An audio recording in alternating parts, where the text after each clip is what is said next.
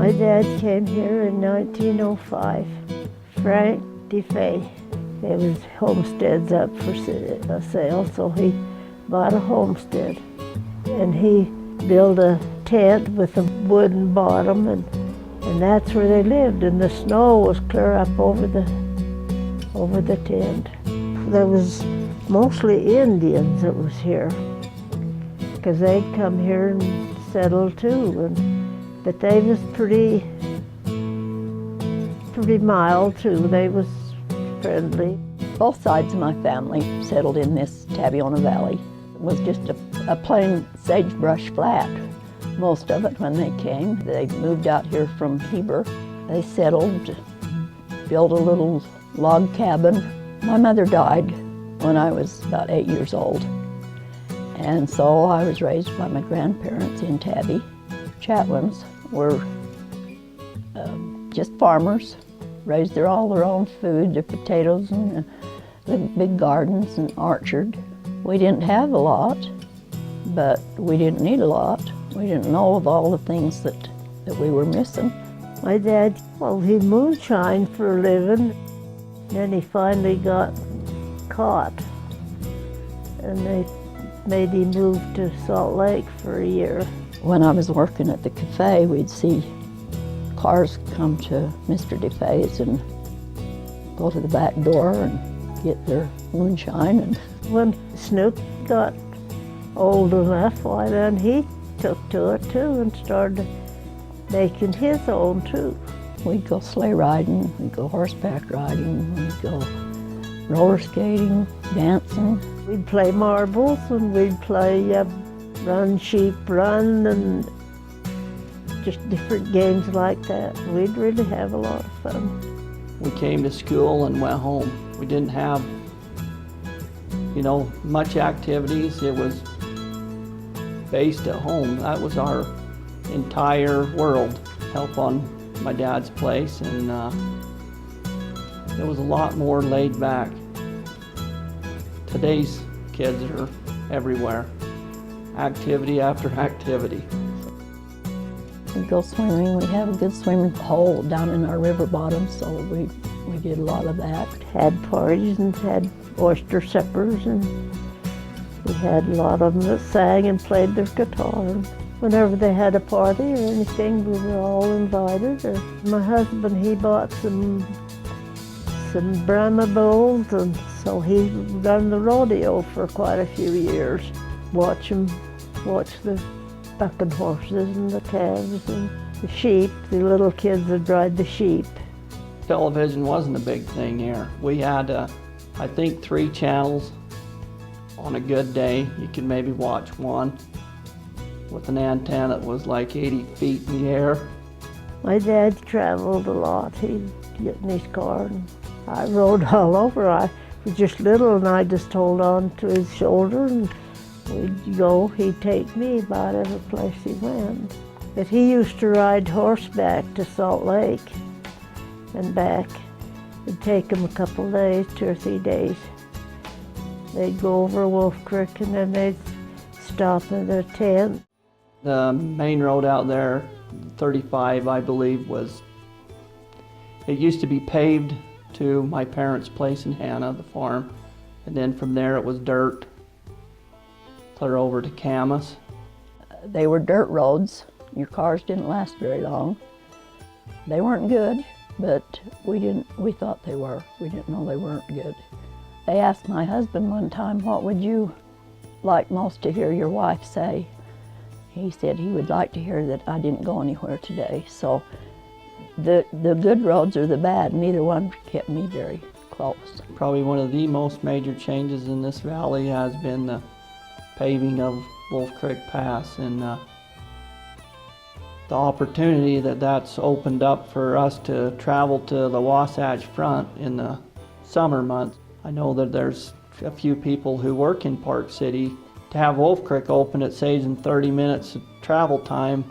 Here in Tabiona, you can either go to Park City or Roosevelt or Vernal. It's just as fast to hop over the mountain there and go to Park City as it is to go the other direction. We had a one-room school and one teacher, and she taught all 8th grades. Our first school was 6 rooms. We had 2 grades in each room. It was fun. I mean, we didn't learn much, but we had a lot of fun.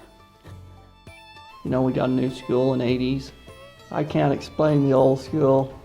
They had homemade lunches there. You could not even imagine the food them ladies would cook. But we needed a new school. It was getting to the point where it was an absolute need. The elementary came later. We had the gym and 4 more classrooms, I think, and two restrooms. And then they built the elementary on later. Telephones were 2-party, sometimes 3-party lines. I remember that as a kid, picking up the phone and somebody else being on it. You had to take turns. So it's changed a lot. Now I got a phone in my pocket.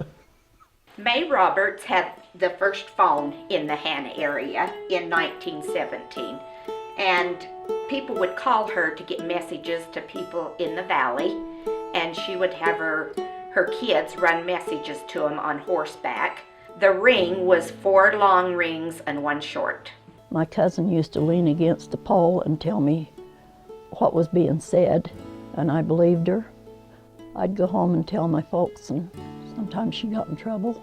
My dad's farm, I was raised up there. It's always been in the family. He raised 8 children. We all had chores.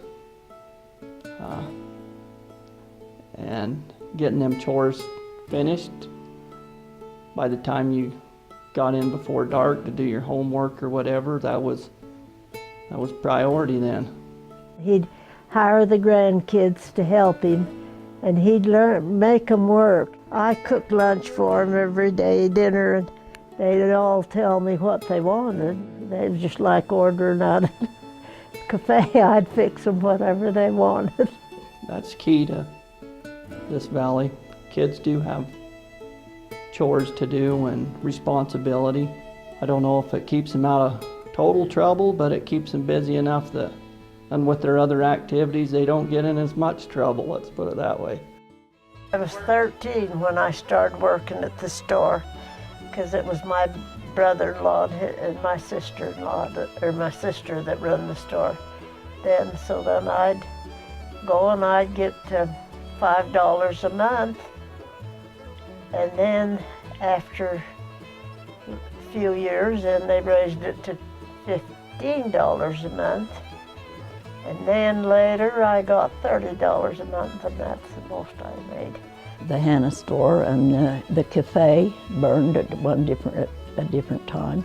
They had a kind of a machine shed where they did car repairs and stuff in outside the cafe. They had but the store burned. When my husband was sick with the syphilitis and he couldn't get out of bed, and we didn't know whether the house was going to burn down too, because it was just hot. And the sawmill, they had a lot of employed in that, and then they had log too, so they'd have to go up on the hills to log. And my husband done that too. And he had a truck, and so he'd haul or go out and haul the groceries back for the store.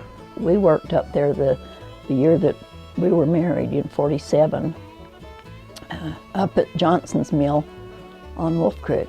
And then Charlie Fabrizio had one day in Hannah. And there were different ones through the other people would set them up for a time, you know, rather than to haul the logs so far. My father bought the sagebrush in '84, '85.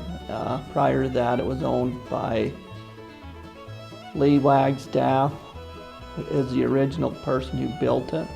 The function that Sagebrush Inn serves here in the community is the coffee house. It's the place to go get a burger.